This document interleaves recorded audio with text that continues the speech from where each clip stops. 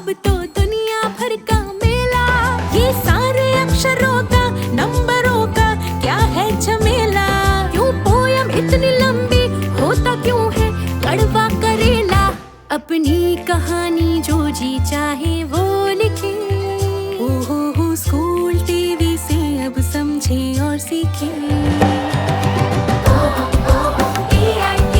सपनों के बादल में उड़ जाए, नॉलेज के जंगल में खो जाए। सपनों के बादल में उड़ जाए।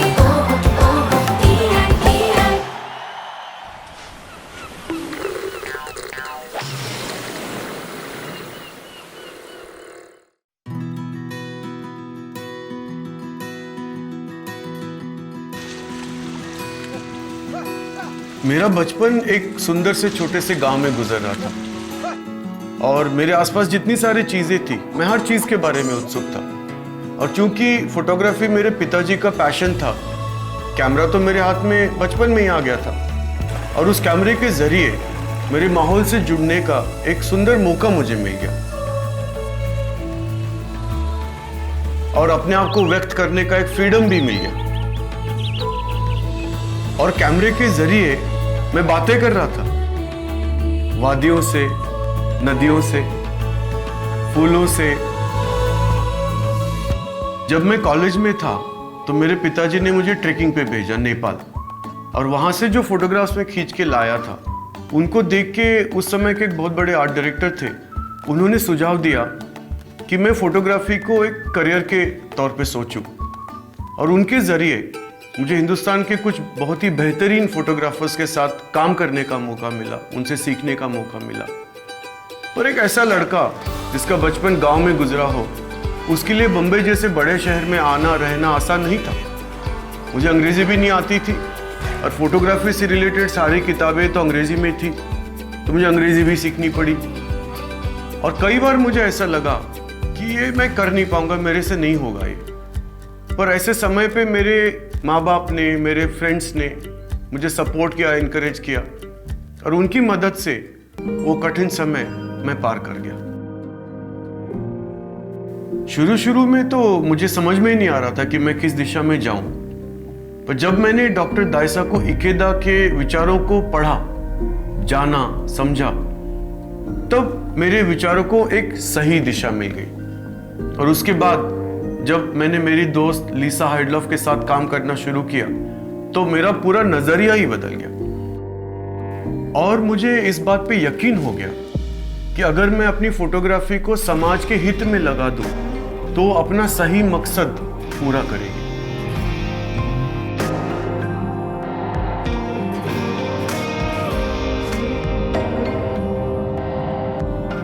और इस नए मकसद को अपने दिल में लेकर मैं अपनी नई मंजिल पे चल पड़ा।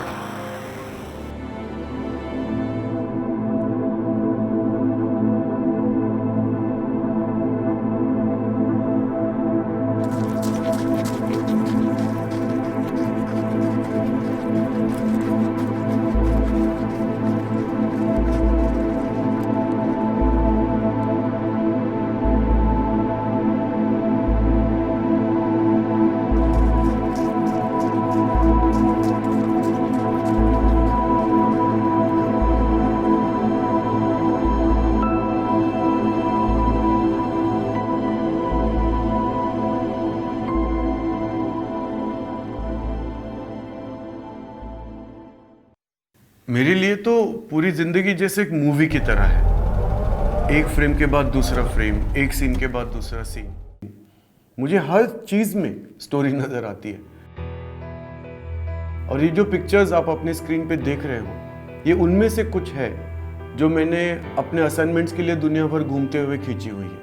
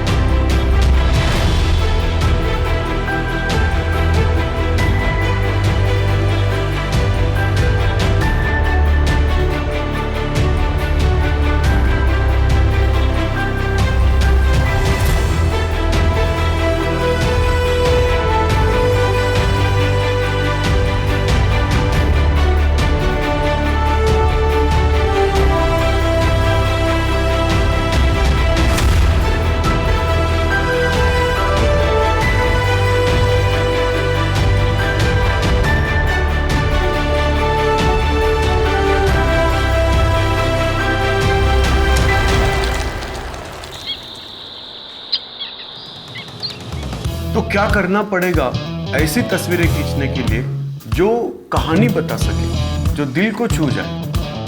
कैमरे, लेंसेस,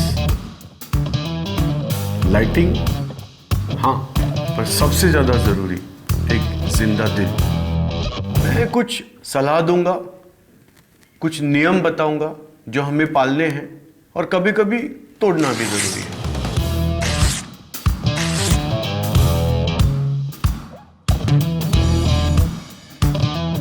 तो सबसे पहले जरूरी है कि कहानी को समझना। क्या ये आपकी कहानी है या ये किसी और की कहानी है जिसके लिए आप शूट करने जा रहे हो? अगर ये आपकी कहानी है तो इसको लिखना बहुत जरूरी है। ये कहना काफी नहीं है कि हाँ कहानी मेरे दिमाग में है, नहीं चलेगा। एक समय ऐसा आएगा जब आप और कहानी दोनों भी खो जाओगे। लिखना बहुत जरूरी है।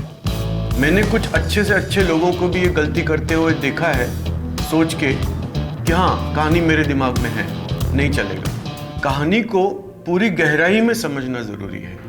इस कहानी का मर्म क्या है, ये कहानी क्या कहना चाहती है, इस कहानी को बताना क्यों जरूरी है, इस कहानी को अभी बताना क्यों जरूरी है, इस कहानी को तस्वीरों के जरिए बताना क्यों जरूरी है, सिर्फ शब्दों में क्यों नहीं।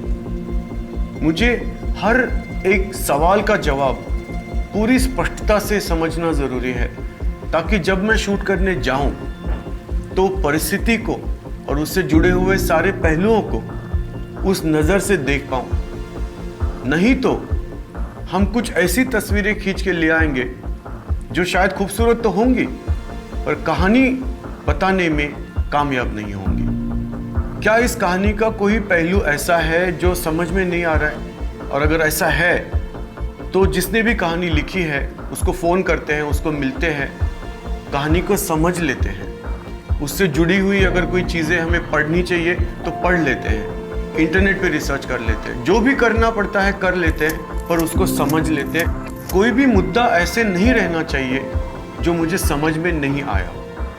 इसके बाद हमें एक टेस्ट करना है खुद के ऊपर कि क्या ये कहानी मैं अपने आप को सिर्फ 1 या 2 वाक्यों में समझा सकता हूं। अगर समझा सकता हूं तो बहुत अच्छी बात है, पर काफी नहीं है। एक और टेस्ट करना है, ये कहानी हमें किसी और को समझानी है। अगर वो जिसको आप कहानी समझा रहे हो वो आपकी कहानी समझ गया तो इसका मतलब है कि आप वो कहानी समझ गए हो और फिर आप शूटिंग के लिए जाने के लिए तैयार हो।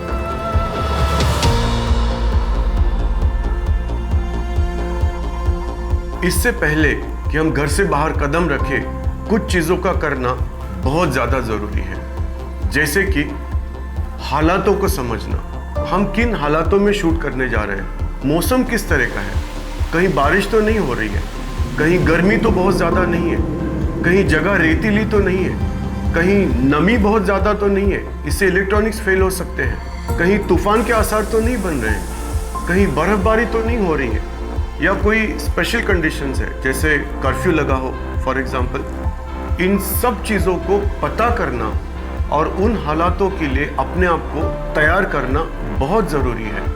रेनकोट ले जाइए, तौलिए ले जाइए, छाते ले जाइए, जो भी ज़रूरी है ले जाइए, पर तैयार होके जाइए। कहानी को समझने की तैयारी, अपने इक्विपमेंट को तैयार करने की तैयारी, मौसम के हिसाब से अपने आप को तैयार करने की तैयारी, तैयारी तैयारी तैयारी। मैं तो यह कहूँगा कि असाइनमेंट की 50% कामयाबी तो तैयारी में है, बाकी के 50% फील्ड में जाके है। पर फील्ड वाले 50% हम कतई हासिल नहीं कर पाएंगे अगर हमने तैयारी के 50% में पूरी मेहनत ना करी हो। अब बात करते हैं इक्विपमेंट की। अगर आप प्रोफेशनल फोटोग्राफर हैं तो फिर तो आपको कोई चारा ही नहीं है, आपको सारा तामझाम लेके जाना है। पर अगर आप प्रोफेशनल फोटोग्राफर नहीं हैं तो जो भी आपके पास इक्विपमेंट हो, कैमरा हो, मोबाइल फ़ोन हो, उसको पूरी गहराई से अगर हम देखें, उसमें मेन्यू होते हैं, सब मेन्यू होते हैं, उसके अंदर सेटिंग्स होती है। इन सारे सेटिंग्स को अगर हमने समझ लिया, पढ़ लिया, और उसको अच्छी तरह से यूज़ करना सीख लिया, तो आप देखिए कि वो जो छोटा सा इक्विपमेंट आपके हाथ में है वो क्या जादू कर जाता है। आखिरकार कहानी कैमरे और मोबाइल फ़ोन से नहीं, दिल से बनती है। ये जो डॉक्यूमेंट्री फिल्म आप अपने पर्दे पे देख रहे हैं, ये उस फिल्म की कुछ झलकियां हैं जिसको मैंने सिर्फ एक कैमरा और एक लेंस लेके शूट किया है। हाँ, सिर्फ एक कैमरा और सिर्फ एक लेंस।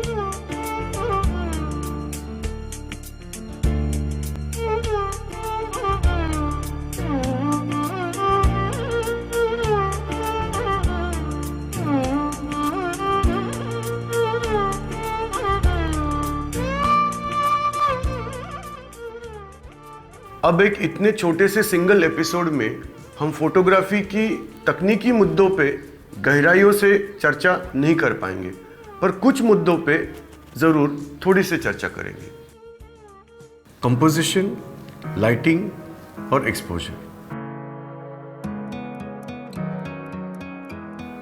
कंपोजिशन अपनी फ्रेम की रचनाओं को बेहतर बनाने में हमें ये समझना ज़रूरी है कि हमारी आंखें किस तरह से काम करती है, पहले किस चीज़ को देखती है, बाद में किस चीज़ को देखती है, किस तरफ से किस तरफ जाती है, ये समझना ज़रूरी है ताकि हम अपनी फ्रेम के अंदर जो चीज़ें हैं, लोग हैं, उनको इस तरह से रचाएं कि उसके ज़रिए कहानी को एक प्रभावशाली तरीके से बता सके। ये जो डायग्राम आप आपकी स्क्रीन पे देख रहे हो, इसने स्क्रीन को 9 हिस्सों में बांटा है। जिस चीज़ के बारे में हम बात करना चाहते हैं, उस चीज़ को या तो इन 9 हिस्सों के अंदर या इसके इंटरसेक्शंस के ऊपर रखा जाए तो एक प्रभावशाली रचना बनने की संभावना काफ़ी बढ़ जाती है। पर ज़रूरी नहीं है कि आपको यही रूल हमेशा फॉलो करना है। जैसे जैसे आपकी क्रिएटिविटी बढ़ती जाएगी तो आप पूरी आज़ादी ले सकते हैं। बस इसका ध्यान रखें कि कहानी का जो मेन मुद्दा है वो कहीं भटक ना जाए। एक और असाइनमेंट आपके लिए, देखने का असाइनमेंट। कैमरा छोड़ दीजिए, यहाँ कैमरे की जरूरत नहीं है, ये देखने का असाइनमेंट है। फील्ड में जाइए और देखिए, सिचुएशन को कहानी के हिसाब से देखिए, नज़दीक से देखिए, दूर से देखिए, नीचे से देखिए, ऊपर से देखिए, राइट से देखिए, लेफ्ट से देखिए। और हर बार जब आप अपना पोजीशन चेंज कर रहे हो तो इस चीज़ को भी ध्यान रखें कि किस तरह से उसका मतलब भी बदलता जा रहा है। इसको देखने की और समझने की क्षमता को अपने आप में विकसित करना बहुत ज़रूरी है, ताकि जब आप असाइनमेंट के लिए जाओ तो सही जगह पे पहुंच के सही मौके को सही तरीके से आप पकड़ पाओ। अगला मुद्दा है लाइटिंग। अब फोटोग्राफी में लाइटिंग एक ऐसी चीज़ है जिसको समझने में 2, 3, 4 साल लग सकते हैं, पर शुरू में कुछ नियमों का पालन करके हम आगे बढ़ सकते हैं। हमारे सामने जो चीज़ है या शख्सियत है, चेहरा है, इनकी खूबियों को निकालने में लाइटिंग एक सबसे प्रभावशाली जरिया है। अगर लाइट हमारे पीछे रही, कैमरे के पीछे रही और सीधी हमारे सब्जेक्ट पे गिर रही हो हो सकता है कि उसके अंदर की खूबियां ना निकल पाए। पर अगर लाइट को थोड़ा सा राइट में या थोड़ा सा लेफ्ट में ले जाए तो हो सकता है कि उसके अंदर की खूबियां बहुत अच्छी तरीके से निकल पाए, जैसे कि आप अपने पर्दे पे देख रहे हो अभी। और जरूरी नहीं है कि ये एक सेट फॉर्मूला है या रूल है। जैसे जैसे आपकी लाइट को देखने की और समझने की क्षमता बढ़ती जाएगी, आप आज़ादी से उसका इस्तेमाल कर सकते हैं। हम लाइट को जितना देखेंगे, जितना समझेंगे, उतना ही उसको प्रभावशाली तरीके से उपयोग कर पाएंगे। अगला मुद्दा है एक्सपोजर। एक्सपोजर का मतलब है कि आप कैमरे के अंदर कितनी लाइट को जाने दे रहे हैं। अगर ज़रूरत से ज़्यादा लाइट कैमरे के अंदर चले गई तो इमेज फीकी हो जाती है। उसको तकनीकी भाषा में बोला जाएगा ओवर एक्सपोजर। और उसी तरह से अगर ज़रूरत से कम लाइट कैमरे में चली जाए तो उसको कहा जाएगा अंडर एक्सपोजर, जिसमें कि इमेज हमारी काली हो जाएगी। एक संतुलित एक्सपोजर को नियंत्रित करने के लिए हमारे पास दो जरिए होते हैं, शटर स्पीड और एपर्चर। शटर कैमरे के अंदर होता है एक पर्दे की तरह, और शटर स्पीड को तय करके हम ये तय कर सकते हैं कि लाइट कैमरे के अंदर कितनी देर के लिए जाएगी। एक्सपोजर को नियंत्रित करने के लिए दूसरा तरीका हमारे पास है एपर्चर, और ये एपर्चर इस तरह से काम करता है।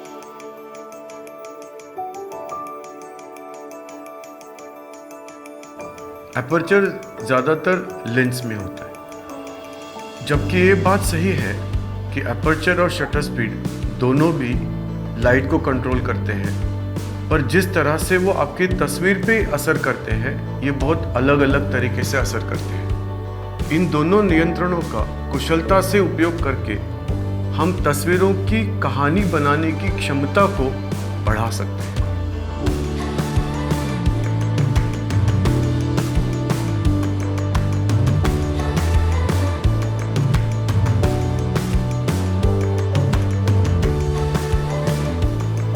और एपर्चर आपको डेप्थ ऑफ फील्ड यानी कि शार्पनेस की सीमा को नियंत्रित करने के लिए मदद कर सकता है।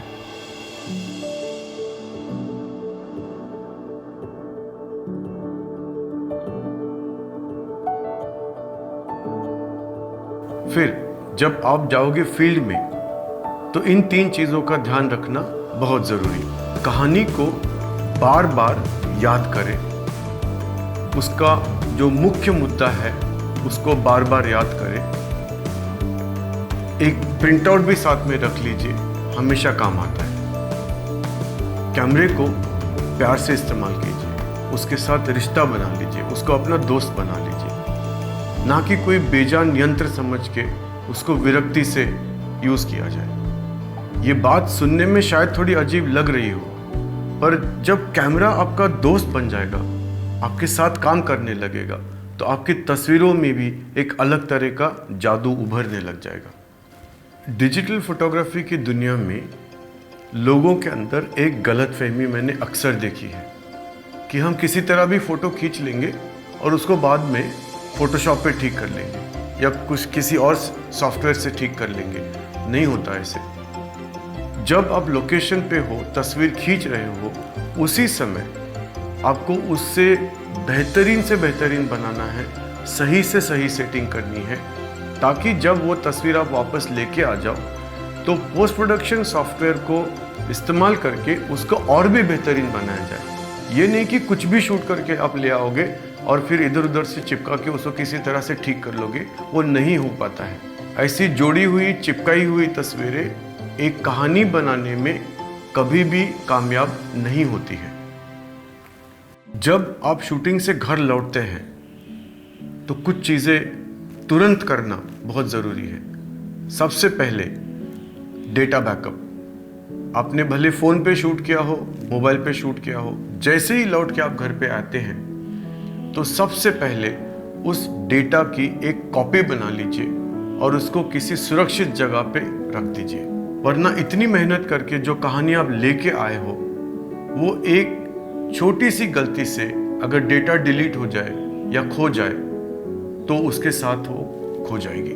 और कुछ कहानियां ऐसी भी होती है कि अगर आप लौट के भी चले जाए वहां पे तो आपको फिर से शूट करने का मौका नहीं मिलेगा। दूसरी बात, जैसे ही आप लौट के आ जाओ, सारे कैमरे, लेंसेस या मोबाइल फोन, जो भी चीज़ आप लेके गए हो उसको अच्छी तरह से चेक कीजिए, उसको साफ कीजिए, खास करके अगर आप किसी ऐसी जगह से आए हो जहाँ पे रेती ज़्यादा थी, पानी था या नमी थी।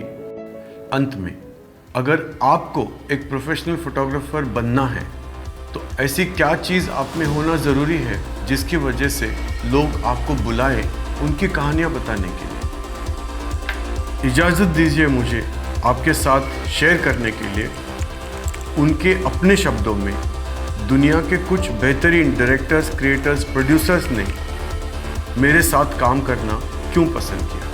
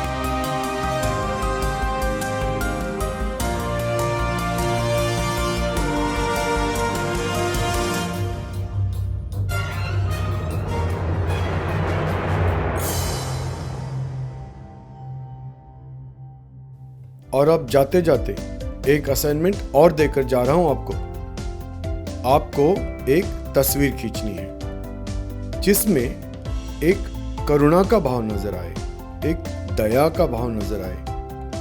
ये तस्वीर खींच के आप हमें भेज दीजिए। इसमें से कुछ चुनिंदा तस्वीरें दिखाई जाएंगी टीवी पर और छपेंगी अखबारों में। हम इंतजार करेंगे। आप सभी बच्चों से यह अनुरोध है कि आप भी इस प्रतियोगिता में हिस्सा लीजिए और अपनी एंट्रीज को हमारे पास भेजिए। आप अपनी एंट्रीज हमें 3 तरीकों से पहुंचा सकते हैं। पहला, व्हाट्सएप द्वारा इस नंबर पर भेज सकते हैं। नंबर है 9321961744 9321961744। दूसरा, आप हमें ईमेल भी कर सकते हैं इस मेल आईडी पे BEPCDPROGRAM@gmail.com, या आप हमें डाक के माध्यम से भी अपनी एंट्रीज भेज सकते हैं इस पते पर। गुणवत्ता संभाग, बिहार शिक्षा परियोजना परिषद, शिक्षा भवन, राष्ट्रभाषा परिषद परिसर, सैदपुर, राजेंद्र नगर, पटना 800004। बच्चों, आपको अपनी एंट्रीज हमें इस प्रारूप में भेजनी है। सबसे पहले विद्यार्थी का नाम, फिर विद्यालय का नाम, उसके बाद कक्षा और एकदम अंत में जिला। इस तरह से लिखकर आप अपनी एंट्रीज हम तक पहुंचा सकते हैं। और याद रखें, आप हमें अपनी एंट्रीज आने वाले शुक्रवार शाम 6 बजे तक ही भेज सकते हैं। धन्यवाद।